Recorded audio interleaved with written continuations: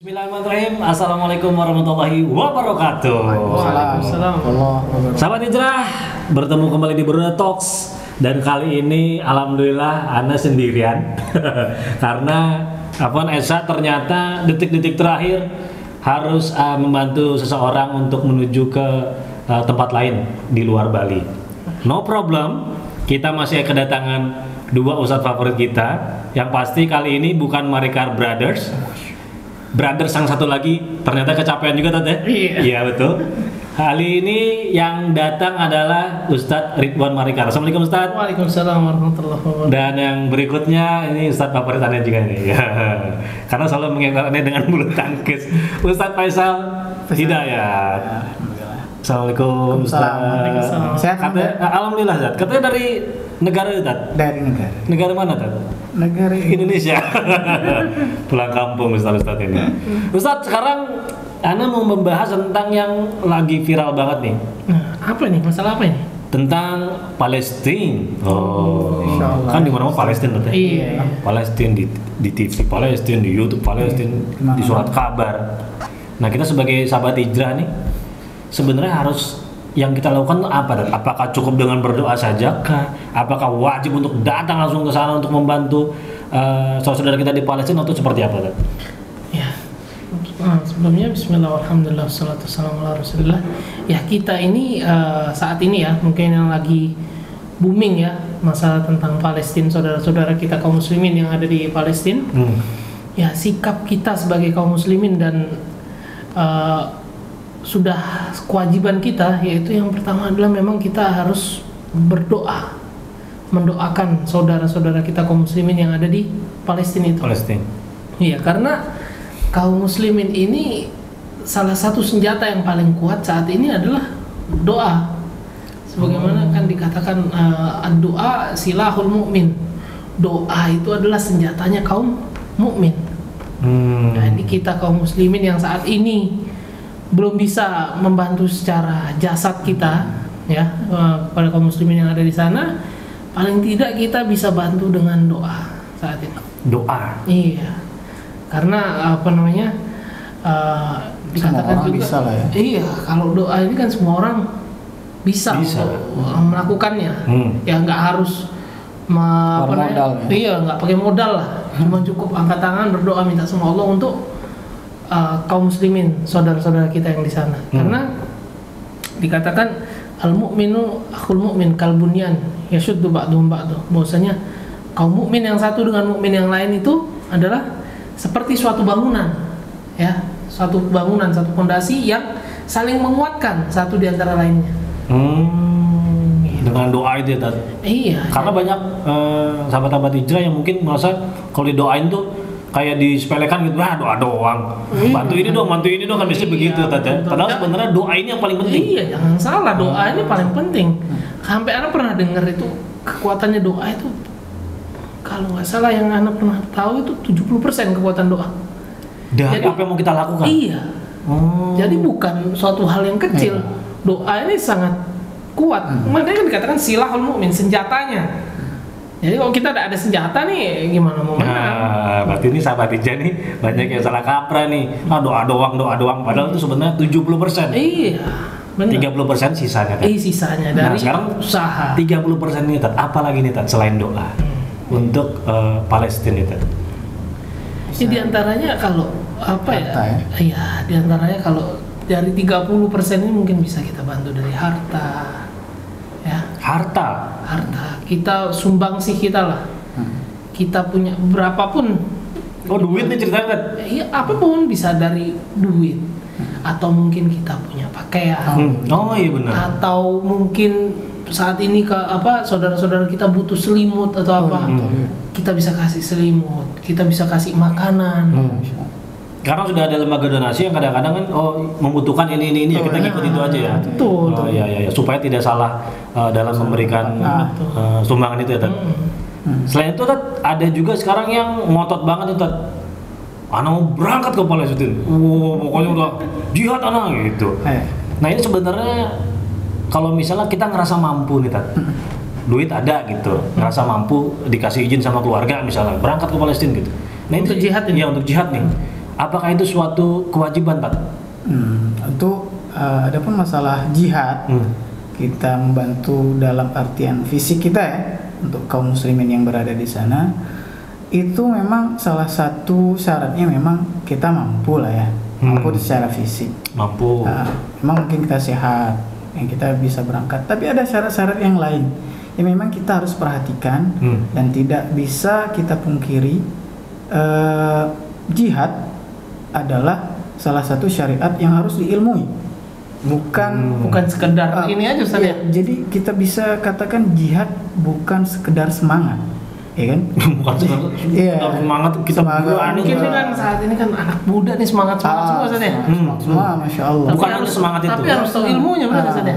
Makanya ada di situ para ulama membahas bab jihad, syarat-syarat dibolehkannya jihad, dan di antara syarat dibolehkannya jihad yaitu izin dari pemerintah yang resmi, yaitu di bawah perintah negara itu sendiri. Misalnya kita Indonesia di pemerintahan sudah mensiapkan senjata atau ada izin dari pemerintah, maka yang mampu insya Allah berangkat, maka itu perkara yang dibolehkan. Adapun belum ada himbauan atau seruan dari pemerintah yang resmi, maka itu kita lihat belum sampai ke sana. Karena syarat itu pun belum terpenuhi. Bukan berarti kita tidak peduli dengan saudara-saudara yang ada di sana. Cuma kita jangan sampai semangat itu. Jangan sampai semangat itu membuyarkan pandangan kita tentang kebenaran syariat. Jadi jangan kita pergi ke sana ketika kita berperang. Mungkin aku berperang karena dia memerangi saudaraku. Aku menembak dia karena menembak saudaraku. Aku menumpahkan darah dia karena dia menumpahkan saudaraku. Dendam tentunya. Jadi bukan seperti itu. Jangan sampai semangat itu membuyarkan kita tentang syariat yang mengatur ketentuan jihad tersebut. Luar biasa. Gitu. Ya. Jadi bukan sekedar semangat. Doa sudah. Doa tentang jihad untuk datang ke sana sudah. Tadi Ana lupa sedikit tentang yang harta ini tadi. Nah, banyak juga sekarang mungkin tidak lembaga ya, tapi misalnya ada orang perseorangan yang langsung minta donasi, bla bla bla segala macam. Sampai bahkan ada fotonya, dan fotonya itu jadi viral karena di sebelahnya ada fakir miskin tuh. Di bawahnya udah ada tuh tulisannya, kenapa jauh-jauh nih ke Palestina, itu loh sebelahnya masih ada yang membutuhkan gitu loh ceritanya. Komentar netizen biasa. Nah, menurut pandangan Ustaz ini sebenarnya kalau misalnya kita tuh open donasi misalnya di lampu merah atau di mana lah gitu ya, itu bagaimana? Karena yang Anda tahu kan kita juga sebagai kaum muslimin tidak boleh meminta-minta kan? Nah seperti itu tadi. Ya, kalau masalah open donasi dan lain sebagainya, ini adalah mungkin kita lihat semangat dari saudara-saudara kita juga ya, yang mereka memiliki rasa iba kepada saudara kita yang di Palestina. Maka yang seperti ini harusnya malah kita dukung ya. Support, kita support, kita kasih support, karena jangan sampai malah seharusnya kita miris kalau ngelihat ada orang yang malah mempertanyakan tuh ya. Malah mencari celah-celah kekurangannya. Maksudnya ini bukannya bantu Palestina, malah melupakan kaum mungkin ya fakir miskin yang ada di negara. Itu enggak juga. Yang lebih bagus kalau kita bisa bantu dua-duanya. Benar. Gitu loh. Jangan malah menyalahkan, itu bukannya salah kalau itu. Jadi harusnya dia lebih semangat lah. Kita harus punya untuk membantu mensupport teman-teman kita yang memiliki semangat itu. Mungkin teman-teman kita itu mungkin dia belum mampu di harta, tapi dia mampu di tenaga untuk mengumpulkan. Nah, itu kita harus hargai gitu. Daripada kita diam aja ngapa-ngapain. Daripada diam, iya. Ya. Nah, sekarang itu kan banyak terjadi di bahwa yang kita kecam ini sebenarnya siapa sih gitu. Karena banyak pertanyaan tuh, ini sebenarnya Israel atau Yahudi gitu. Ya, jadi dari pertanyaan antum ini ya, apakah Yahudi itu Israel atau ini. Di sini ada bahwasanya jangan sampai kita menyebut Yahudi itu dengan Israel. Bahwasanya ketahuilah bahwasanya Israel ini adalah sebenarnya adalah Nabi Yakub alaihissalam, ya, sebagaimana dalam tafsir Ibnu Abi Hatim dari Ibnu Abbas radhiyallahu taala anhu, beliau mengatakan bahwasanya suatu saat sekelompok orang Yahudi mendatangi Rasulullah SAW. Ketika itu beliau bertanya kepada mereka, yaitu Rasulullah bertanya, hal ta'lamuna anna Israel Yaqub? Rasulullah bertanya, apakah kalian mengetahui bahwasanya Israel adalah Yakub? Maka mereka mengatakan kepada Rasulullah, Allahumma na'am, iya betul sekali ya Rasulullah. Terus qala Nabi SAW, ishhad alaihim. Lantas Rasulullah SAW berkata, ya Allah, saksikanlah perkataan mereka. Ya, jadi di sini bahwasanya Israel dengan Yahudi itu beda. Jadi yang harus kita kecam gerakan-gerakan ini sebenarnya Yahudinya atau Israel lah, karena kan kalau kita lihat Israel ini bisa dibilang bagiannya karena ada pemimpinnya yang dengan lantang bahwa kita tetap akan bombardir Palestina kayak gitu. Nah ini gimana nih Tat? Ya kalau ya, untuk kalau mungkin orang mengatakan Israel, jadi lebih tepatnya mungkin kita katakan Yahudi. Mungkin kalau sekarang kita kenal dengan Israel karena mungkin itu negara ya. Tapi yang di mayoritasnya yang tinggal di situ orang-orang Yahudi. Yahudi. Jadi mungkin ketika kita membaca doa, ya semoga Allah Subhanahu Wa Taala menghancurkan para Yahudi yang membantai kaum muslimin di Palestina, seperti itu yang mungkin lebih kita tepat ya kita mengatakan.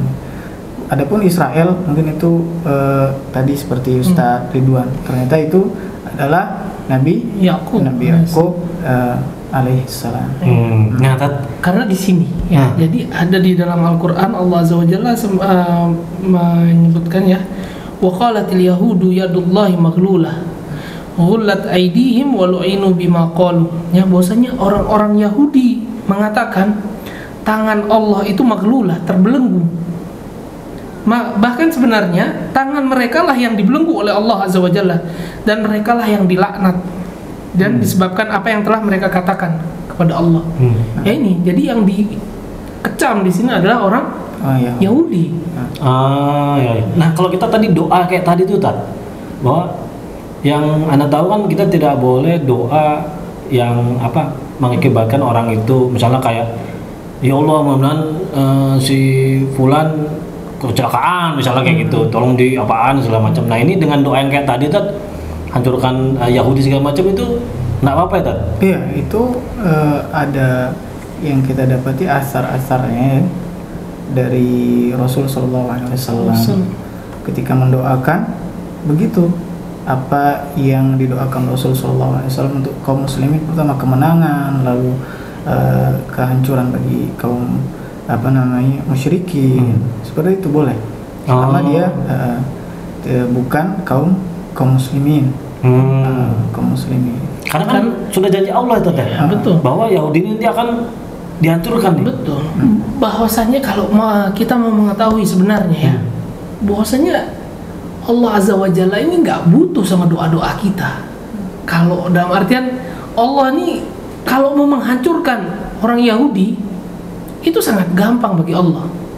Ya, nggak harus kita semuanya mengumpulkan ini itu dan lain sebagainya. Itu kalau Allah mau. Kalau Allah mau. Iya, tapi di sini Allah pengen melihat usaha kita kaum muslimin, melihat saudara kita seperti apa. Apa yang sebenarnya harus kita lakukan gitu loh. Ya. Tapi bagi Allah ini sangatlah mudah untuk menghancurkan yang namanya kaum Yahudi ini, laknatullah alaihim, ya. Itu sangat mudah bagi Allah Azza wa Jalla. Cuman di balik ini semua, insya Allah ada hikmah yang sangat besar, ya. Yaitu bagaimana sikap kita melihat saudara-saudara kita kaum muslimin yang ada di Palestina saat ini ya. Semoga Allah Azza wa Jalla melindungi mereka semuanya. Amin.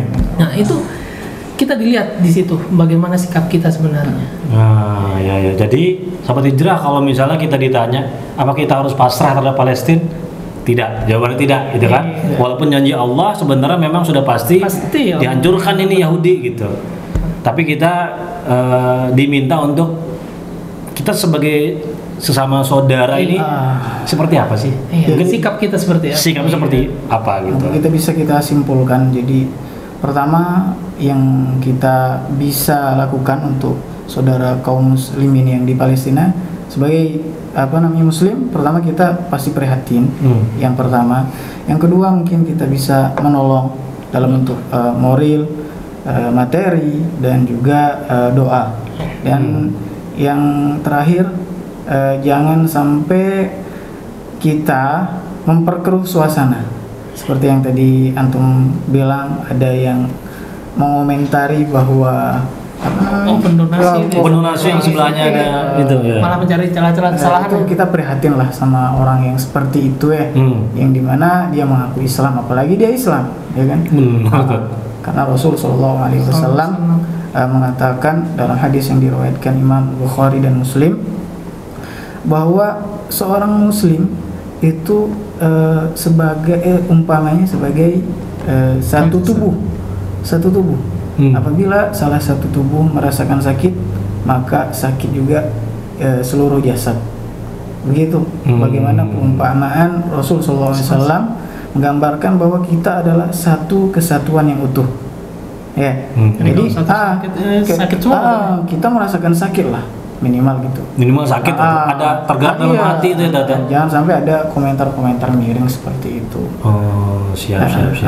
Jadi sahabat hijrah bisa dimulai dari doa yang paling mudah mungkin tadi dimulai dari doa. Kalau punya harta lebih bisa didonasikan dan masih banyak yang lain-lain. Mungkin dengan cara pasang Save Palestine di profile picture juga bisa termasuk prihatin. Ya.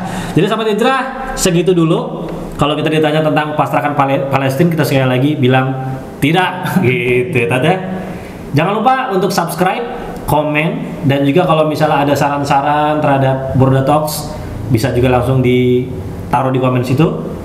Ustadz Marika terima kasih banyak, Ustadz Faisal terima kasih banyak. Kita berjumpa di lain kesempatan, mudah-mudahan Esa anak Pak Edi sudah datang ya. Wassalamualaikum warahmatullahi wabarakatuh. Waalaikumsalam.